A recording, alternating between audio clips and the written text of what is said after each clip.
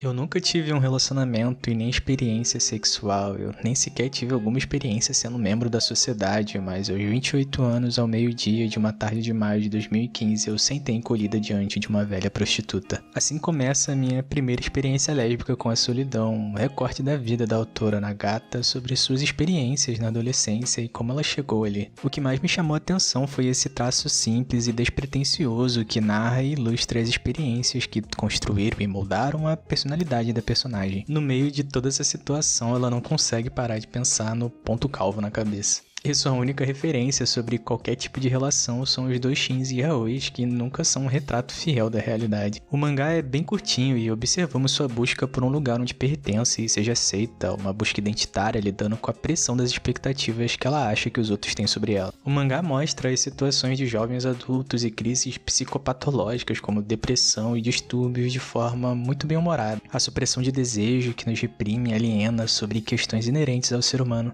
especialmente no que diz respeito ao corpo feminino, que devido às suas convenções sociais não permitiu ela se descobrir como uma mulher, mas aos poucos vai experimentando ao mesmo tempo em que se deixa vivenciar esses tabus. A partir do momento em que vive essas experiências, a importância do que ela acha que os outros irão ter dela começa a se tornar mais leve, e os desenhos e histórias que ela antes não conseguia tornam-se possíveis de contar. Lendo o mangá me fez lembrar de Boo Burnham.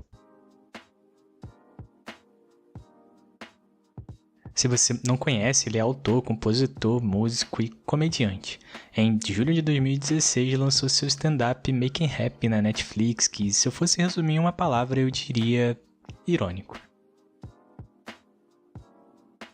Irônico em todos os sentidos, brincando com elementos de palco, som e edição com piadas que subvertem a sua mensagem. Onde canta e conta piadas que falam da relação dele com o público, às vezes explícita, às vezes não, afinal... I'm not honest for a second up here. Não é como se ele realmente achasse que fosse amaldiçoado por ser um homem hétero e branco, ou como se ele quisesse dizer que a relação do artista e público não fosse verdadeira em volta de mentiras e manipulações, porque é assim que funciona o entretenimento. Os artistas não existem para ajudá-los, mas para controlá-los. Nunca deem ouvidos a eles, nunca deem o que eles querem, vai dizer uma hora. Ou quando ele fala do conflito entre Israel e Palestina, porra, piada de 2016 que combina muito com o momento atual. Apesar de ser um show de comédia, não é sobre comédia. Nunca é sobre o que você está vendo ou ouvindo, não é apenas para fazer as pessoas rirem ou para fazer as pessoas felizes, embora também seja sobre tudo isso. Durante toda a apresentação, ele esfrega na cara da plateia estereótipos estadunidenses que se vitimizam enquanto aponta problemas graves. Quem odiar vai odiar, quem amar vai amar, precisa rejeitar os dois lados do espectro para deixar um meio saudável, seja lá o que isso signifique. Em seguida, canta sobre a busca de um parceiro ideal, um bom rapaz, um mau rapaz, um meio rapaz metade bom metade mal, que só existe na cabeça das meninas que sonham com um relacionamento, mas só se contentam com a perfeição.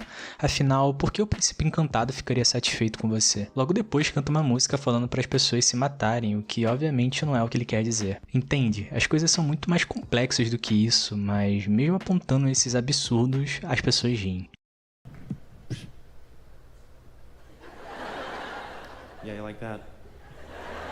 Você nunca vai pertencer se não se aceitar. Nagata se enchia de pensamentos, ideias e vontades que a impediam de se expressar, aprisionando e oprimindo como pessoa, no sentido de identidade mesmo. Não que ela fosse maltratada ou algo do tipo, muito pelo contrário, com pais muito pacientes que lhe deram amor e carinho, mas a pessoa que quer ser vai de encontro oposto à visão deles. Mas quando alguém a enxerga e incentiva a se expressar, ela se permite tentar, ao mesmo tempo que é preenchida por todo esse ruído à sua volta, e acaba procurando a solução para esse conflito interno na relação afetiva.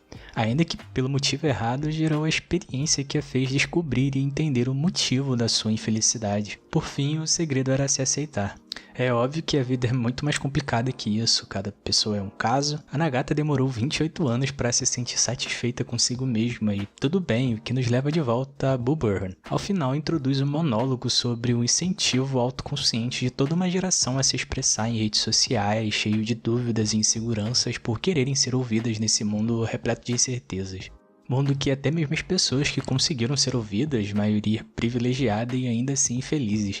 onde em que o artista e o público se misturam em uma prisão, onde as pessoas não sabem viver sem uma audiência. Para depois falar do Kanye West, sobre não conseguir colocar a mão na lata de Pringles por ela ser pequena demais, sobre querer ter uma filha para conseguir colocar a mão na lata de Pringles, e sobre o recheio que escolheu não caber no seu burrito, e sobre não saber lidar com isso. E mesmo depois disso, metade das pessoas assistindo esse vídeo não vão entender.